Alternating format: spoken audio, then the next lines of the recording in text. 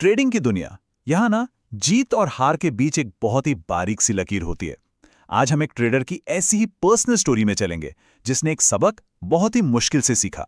वो सबक था जोश और अनुशासन के बीच की जंग का। तो चलिए शुरू करते हैं। तो सोचिए जरा, मार्केट का मैदान है और कोई पूरे यकीन के साथ खड़ा है कि उसकी स्ट्रैटेजी तो अनबीटेबल है। और फिर अचानक से एक एहसास होता है। एहसास ये कि सिर्फ एक लड़ाई नहीं हार रहे, बल्कि पूरा खेल ही गलत खेल रहे हैं। हमारी कहानी की शुरुआत बस इसी चौंकाने वाले एहसास से होती है।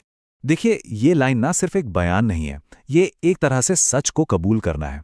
ये वो पल है जब एक ट्रेडर अपनी सारी मेहनत, सारी कोशिशों के बाद ये मानता है कि अरे मेरी तो नींव ही गलत थी।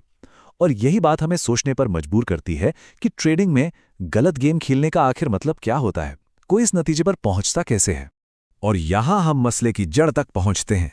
फ्यूचर्स एंड ऑप्शंस यानी FNO, ये वो फाइनेंशियल टूल्स हैं जो भविष्य की कीमतों पर दांव लगाने की सुविधा देते हैं।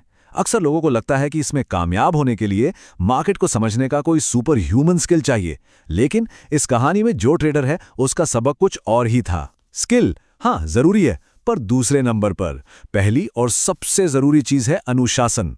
इसके बिना सबसे माहिर ट्रेडर का भी टिकना बहुत मुश्किल है। और बस यही से कहानी अपने दिल में पहुंचती है, वो अंदरूनी जंग जो शायद हर ट्रेडर को लड़नी पड़ती है। एक तरफ है मार्केट का वो एड्रेनलिन रश, जल्दी से मुनाफे का रोमांच यानी बिल्कुल खालिस जोश, और दूसरी तरफ मार्केट की ठंडी आराम से सोचने वाली मांग यानी अनुशासन। यहां फर्क बिल्कुल साफ दिखता है।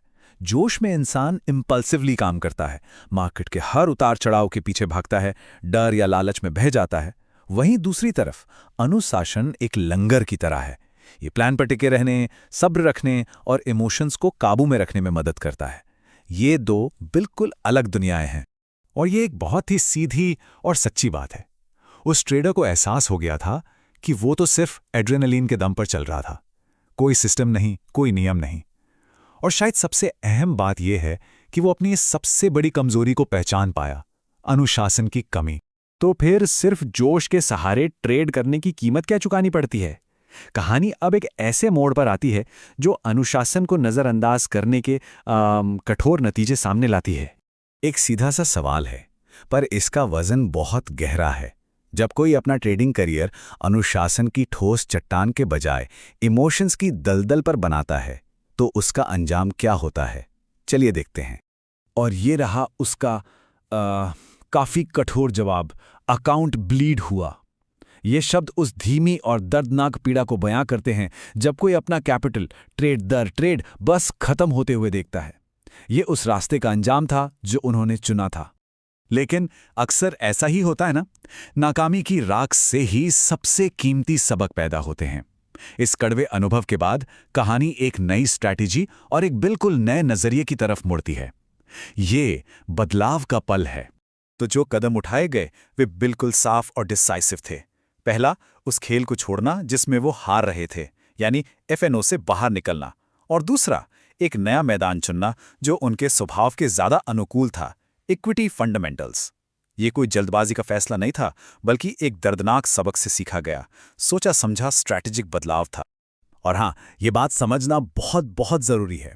ये कहानी कोई फाइनेंशियल सलाह नहीं है। इसका मतलब बिल्कुल ये नहीं है कि FNO खराब है या इक्विटी बेहतर है ना। ये सिर्फ एक पर्सनल सफर का ब्यौरा है, और ये याद रखना अहम है कि हर ट्रेडर का रास्ता अलग होता है। और आखिर में ये एक छोटा सा बयान पूरी कहानी का सार बता देता है। ये अपनी गलतियों से सीखने की ताकत का सबूत है, और ये हमें एक ऐसे सवाल के साथ छोड़ जाता है जो सिर्फ ट्रेडिंग तक ही सीमित नहीं है। अपनी जिंदगी में हम सिर्फ पल भर के जोश के सहारे चल रहे हैं या लंबे समय तक टिकने वाले अनुशासन के साथ? इस पर सोचना वाकई जरूरी है।